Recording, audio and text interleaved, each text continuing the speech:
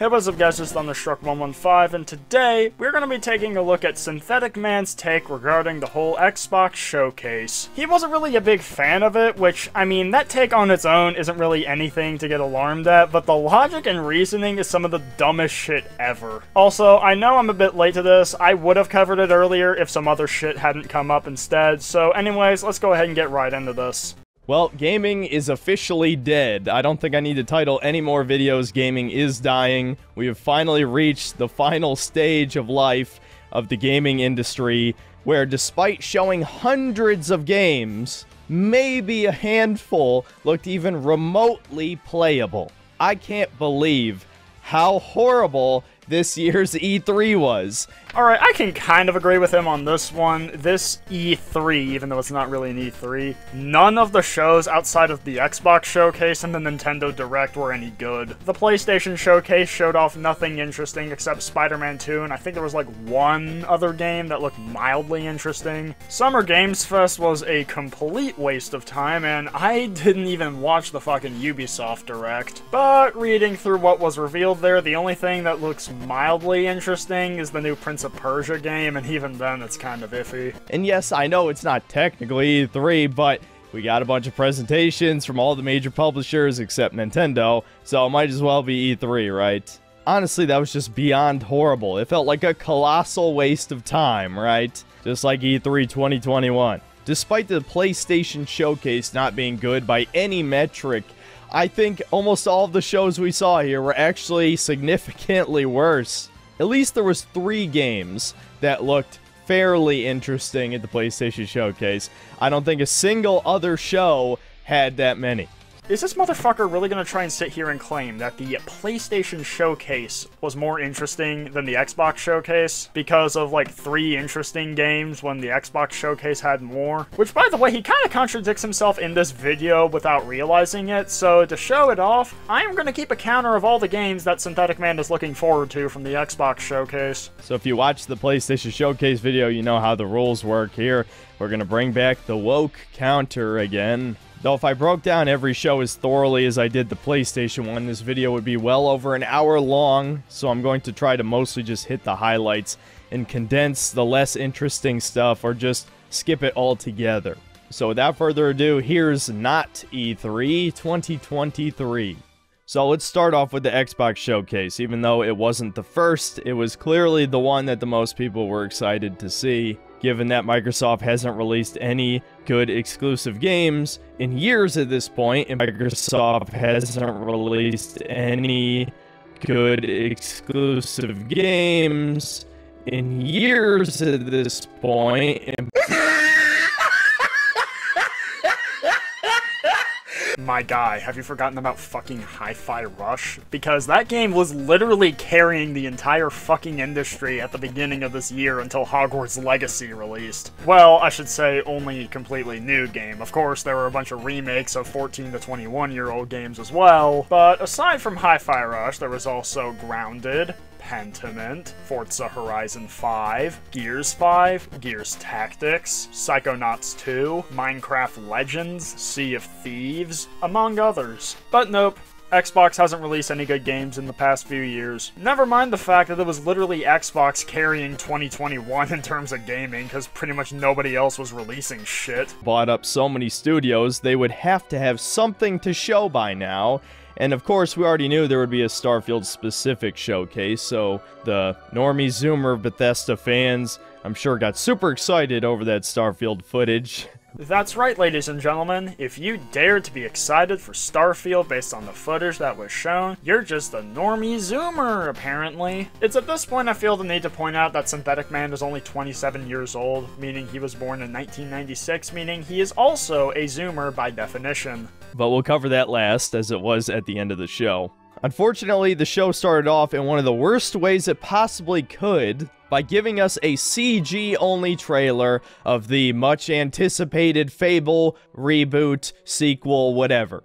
Alright, so this is one of the few things I'll actually agree with Synthetic Man on. The fact that the showcase started off with a CGI-only trailer for Fable, a game that we've known about for the past 3 years at this point, and they didn't show any gameplay footage, but just you wait, guys, because this next part's gonna be a fucking doozy. Despite being announced years ago at this point, it clearly was in some kind of development hell, as they still have no gameplay to show us, and this trailer looked fucking horrible. This female protagonist looks ugly as shit, genuinely has a man face.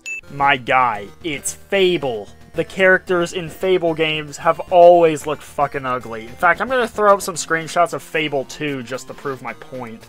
Also, how exactly is this woke? Because there's a black female in the game? Not exactly a good reason to call something woke. No, a game is woke when it starts trying to force a real-world political agenda into a game where it doesn't belong, in a way that either breaks the immersion, doesn't make sense within the context of the game, or is just done really poorly. A good example of this is the Saints Row reboot, but having women or minorities? No, that doesn't make a game fucking woke. And most of the trailer is stuck with this nerdy guy, who I don't even remember where I've seen him before, some nerdy TV show or movie or something. I don't care. He plays the giant from Jack and the Beanstalk. Yes, they took the Fable title literally. It is now actually about fables. Wow, you mean the game called Fable takes tropes and ideas from, you know, fables? My guy, why is this a surprise? And now I'm actually glad I took the time to play Fable Anniversary a few months ago, so I now know this is not anything like Fable. This is clearly a complete reboot, Saints Row style, that doesn't appeal to fans of the original in any way. And how would we even know if it's a good game if we see no gameplay? So wait, how do you know it's not going to appeal to fans of the original Fable games if, like you said, we don't know what the game is like because they didn't show a single second of gameplay footage? My guy, I think you need to learn how to keep that same energy. Oh, truly a horrific trailer on multiple levels. Fable is dead again. The second game trailer was another CG one for South of Midnight, featuring a black female protagonist. At the very least, I can say the setting is appropriate. It seems to take place in a bayou.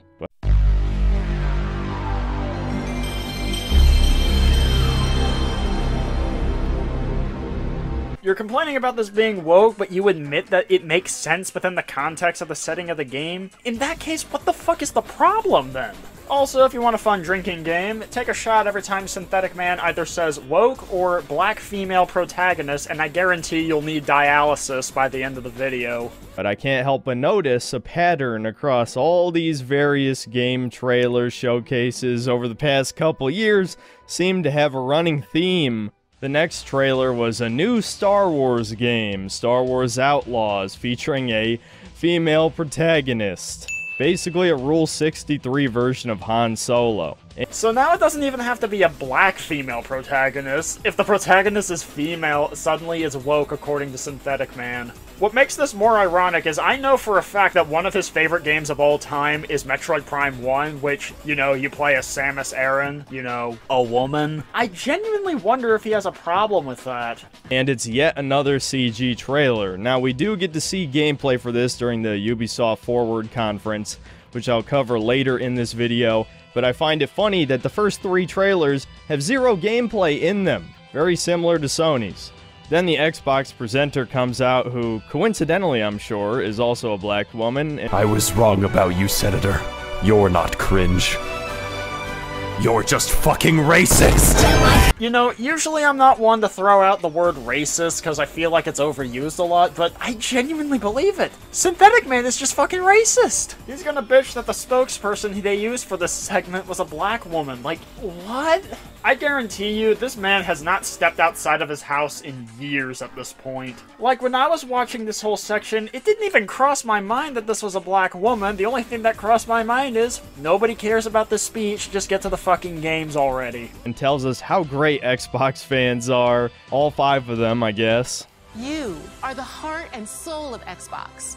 Your passion Okay, drives come on. us, This is and so you are the cringe. inspiration for the visionaries whose You are games the we heart and showcase soul of today. Xbox. Please give us From money. me- I mean, seriously, do Xbox fanboys even still exist? Unfortunately. I mean, the only ones I know about on YouTube would be Crap Gamer, Colt Eastwood, and Dealer Gaming, but on Twitter, there's plenty of them, trust me. Not as much as PlayStation fanboys, but they're there.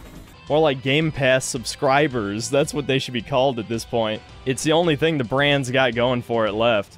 You know, I think this dude might also be a closeted PlayStation fanboy, because no, there's more going for Xbox than just fucking Game Pass. Xbox has a more comfortable controller than any of its contemporaries. It has the most powerful console on the market right now. It has the most affordable console on the market right now. And they're doing a much better job with backwards compatibility than any other console on the market right now. Then we're shown some indie game with 33-player co-op. No comment, really. And then finally, we see something kind of interesting with Payday 3. Finally, after milking DLC for like a decade, I guess they stopped making money on 2 and have to make 3. I'll probably play this with friends, so I'm not going to shit on it or anything. Alright, so this is the first game we can add to the counter of games that Synthetic Man is looking forward to that was shown in this Xbox showcase.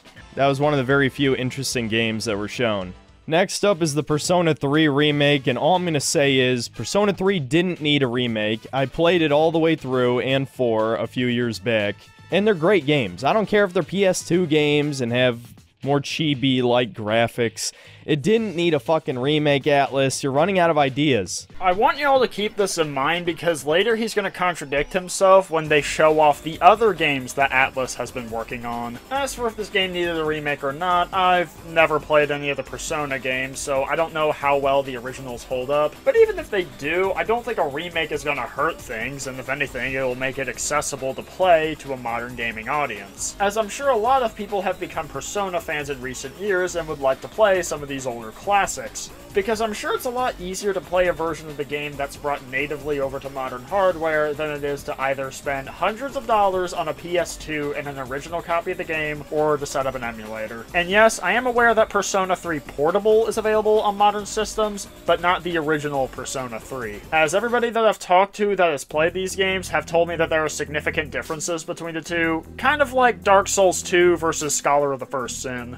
I'm sure various aspects of the writing and the voice acting will be downgraded, though I know a lot of you weebs play with subtitles anyway. The point is, the game didn't need a fucking remake. Maybe not, but it's not gonna hurt anything either, and even worst case scenario, if the remake comes out and is fucking trash, you know, you can still go back and play the original.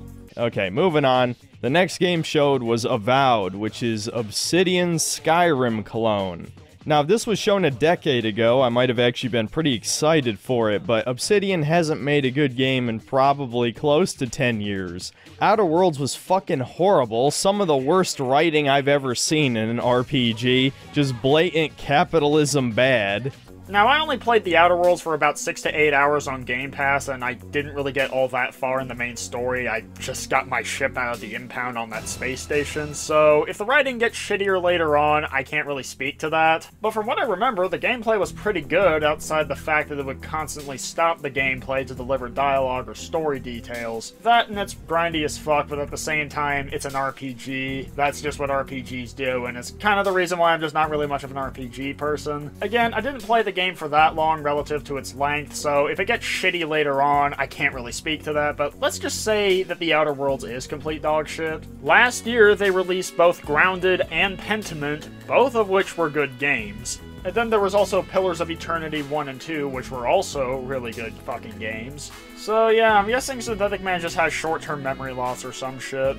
And you gotta realize, Obsidian doesn't have almost any of the people working for it that were there when New Vegas was being developed, okay? You know, considering how much you were just bitching about the Outer Worlds, you should probably be happy that the people who worked on Fallout New Vegas aren't at Obsidian anymore, because those were the same people making fucking Outer Worlds. Then we get a reveal for the new Capcom game, Path of the Goddess, with a clear Eastern-inspired aesthetic. I'll be honest, with what little gameplay was shown here, I wasn't really sold on it, but Capcom is pretty good with action games, so there's actually a pretty good chance this will end up being a good game. Okay, so there's another one to add to the counter. And nothing interesting was shown for nearly 10 minutes, though I do find it hilarious that Blizzard wants to charge money for the co-op campaign that they promised before release of Overwatch 2. Truly the scummiest company in gaming right now. Then we get shown another Starfield trailer, which I'm not going to talk about because there's a huge showcase at the end of the Xbox Showcase, so no point in really going into it now. Then we see that Don't Nod, the creators of Life is Strange, are actually working on 2 games. They're working on that weird Banisher game where you have the dead black wife, and they're also working on some kind of climbing puzzle action game or something. Looks pretty generic. Then finally, another vaguely interesting game was shown, Still Wakes the Deep, a horror game taking place on an oil rig by the creators of Amnesia: A Machine for Pigs. Now, I wasn't the biggest fan of A Machine for Pigs, but it wasn't terrible by any stretch, so maybe this horror game will be fun to play. At least it'll make for a good stream game anyway. You know what? If he thinks it's a good enough game to play it on stream, then fuck it, I'm adding it to the counter.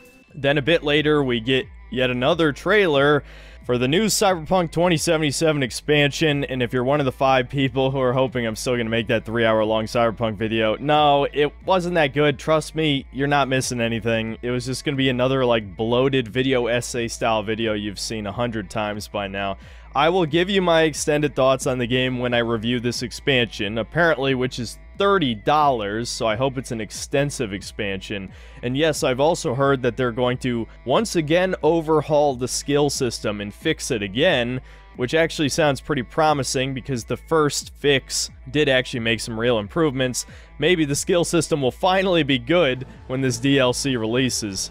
My major hope for the DLC is that it unlocks a real ending, an actually satisfying, well-developed one that feels earned. Because in the base game, the Pan Am one is the only one that feels narratively satisfying, like V actually grows as a person, he finds a new family and lets go of the past, right? The other ones were kind of shitty, and yes, I realize Cyberpunk is supposed to have a bleak ending.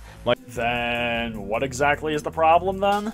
Mike Pondsmith himself said that Cyberpunk is about saving yourself. But I'd say Edge Runners handled having a dark ending way better than the video game did. It wasn't even close. So honestly, I don't really have high hopes, especially since CDPR is now ESG compliant, so it's probably going to have some wokeness in it. In fact, Sphere Hunter, the relatively popular Capcom shill Resident Evil reviewer, a trans woman also known as Sue Lightning, don't look that up on your work computer, is in the game. My guy, body modification is something that is prevalent in the game. Hell, it is literally called cyberpunk, as in a genre where body modification is extremely prevalent. Of all the games that could include a trans character, this one is the last fucking one you should be complaining about.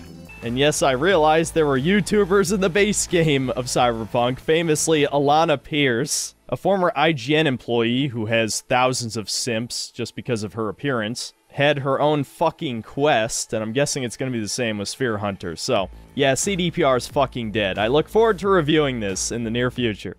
Oh, so he's looking forward to it. Even if it is just to review it, that still means he's looking forward to it. Which means I'm adding it to the counter, which, yeah, to those that are gonna say it's a DLC, not a full game, I don't care. Eventually, we get another kind of interesting game from the creators of Persona, Metaphor Re Fantasio, whatever. And like Persona, it combines the real world with fantasy elements, so this one is leaning much more heavily on the fantasy elements. It seems to have some other world, a fantasy world, that comes to the real world. It looks very over-the-top anime. Not really sure if I'm excited for it in any way, but it definitely looks interesting. It didn't need a fucking remake, Atlas. You're running out of ideas. So if they're introducing a brand new IP, which by your own admission you think looks interesting, then how exactly is Atlas running out of ideas? Oh, that reminds me, Synthetic Man finds it interesting, so yep, that's another one to add to the counter. After a couple more games not even worth mentioning, we get what appears to be a sequel to BioShock Infinite. In fact, I was convinced it was until they revealed the title at the end, featuring a black female protagonist. So I guess that's yet another game for the woke counter. Well, if you don't want to play as a black female protagonist, then you don't have to, because it literally uses a fucking character creation in the game. So if you don't want to play as a black female protagonist, don't fucking create one, dumbass. You know what? On second thought, fuck this. I don't need to spoon feed you anymore which parts of this showcase were quote-unquote woke, or whatever term you want to use. Left-wing propaganda, or degeneracy, normalization of whatever it is they want to push. The message, I'm sure, is one you've heard many times. So the woke counter's officially dead. I'm sure you got sick of hearing the stock ding noise anyway. What message is being pushed? There are women and minorities in a game? Okay, how is that pushing a message? Like, it'd be one thing if they were race-swapping existing characters, but no. These are all new games with new characters. Now, if these games end up releasing and they are trying to push a political message, then fine, I'll admit my L there. But simply including a character that's black or that's female does not make a game fucking woke or trying to push an agenda. Maybe one of these days I'll finally learn Adobe After Effects and do something remotely respectable in the video editing space. But for now, back to our scheduled programming. But this game is called Clockwork Revolution, and despite showing all that, they don't even have a release date. I think we've already seen enough to know not to buy this shit. Boycott all this garbage, please, for the love of God. This is why gaming is dead, because quote-unquote gamers are pay piggies with white guilt who buy this garbage.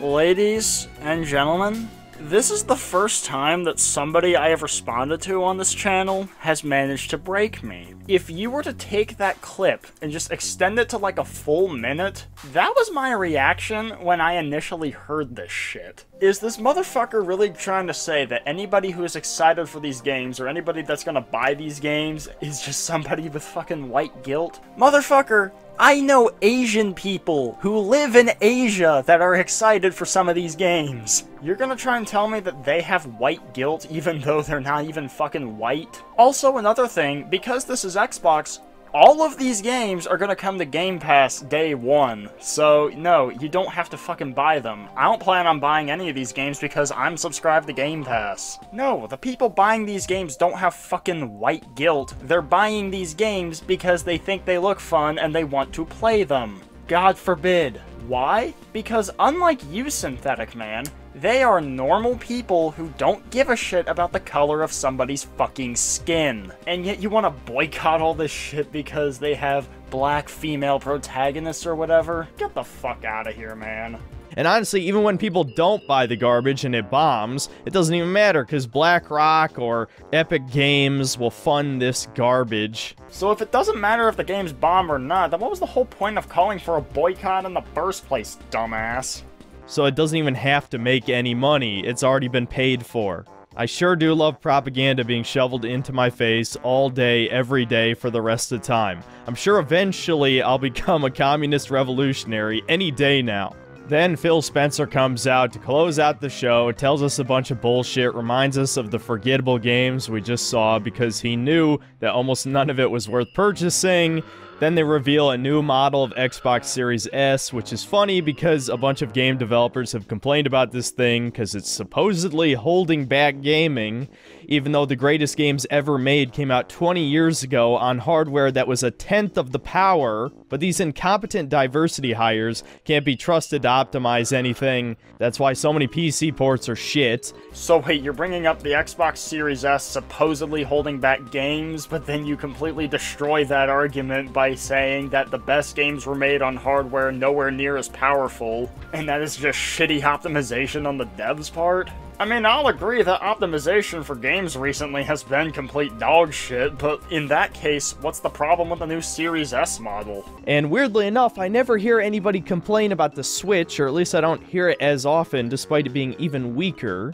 What the fuck kind of sand do you have your head buried in? Motherfucker, I literally hear people complain about how underpowered the Switch is all the fucking time. It's practically a meme at this point. That's the reason why most third-party games skip out on the Switch entirely. It's because it's not powerful enough to even run them. And even if they do manage to squeeze out a version onto the Nintendo Switch, it's always the worst version out there outside of the portability because it looks and runs significantly worse compared to the other versions. I mean, for example, have you ever played Doom Eternal on the Switch? Because I have, and I can confirm that it is significantly worse than the Xbox or PlayStation versions. Only 30 FPS for a fast-paced shooter like that is just really not good on the eyes. I mean, it's certainly playable, and it definitely gave me quite a bit of entertainment on certain road trips, but I would never choose to play this over any other version besides maybe Google Stadia. Like, I never played this version in dock mode because if I could dock my Switch, then I could just as easily play it on my Xbox, and now that I have my Steam Deck, I don't have any reason whatsoever to touch the Switch version ever again. Point being, I see a lot more people complain about the hardware of the Nintendo Switch than I see people complaining about the hardware of the Series S. Probably because the Switch has sold over 100 million units, so developers will do anything they can to get a piece of that action, whereas Xbox has been dead for like a decade. No, Xbox has been in last place in the console market for a decade. They are not dead, though. The Xbox One sold about 50 million units, which, while it certainly pales in comparison to the 117 million that the PS4 sold, 50 million is still a lot. Meanwhile, the Xbox Series consoles have sold 21 million units so far compared to the PS5's 35 million. Again, PlayStation still has a notable lead over Xbox in terms of console sales, but the proportional difference is less than that between the Xbox One and PS4, and that does not spell dead to me. As for your claim that they're targeting the Switch more than the Xbox because they want to get a piece of the action, that could not be further from the truth. Pretty much every third-party title releases on the Xbox. Okay, maybe there might be like a small handful of exceptions, but I can't really think of any third-party title that has released in recent memory that released on PlayStation and PC, but not Xbox. Meanwhile, most games skip out entirely on the Switch because the Switch just isn't capable enough to run most third-party games nowadays. I mean, hell, look at fucking Elden Ring. That shit barely ran on base Xbox One, and the Switch is only about 40% as powerful, so yeah, good fucking luck, man. So after the Xbox show is over, we then get our big Starfield showcase, and I'll admit during the stream, I was a little too hard on it.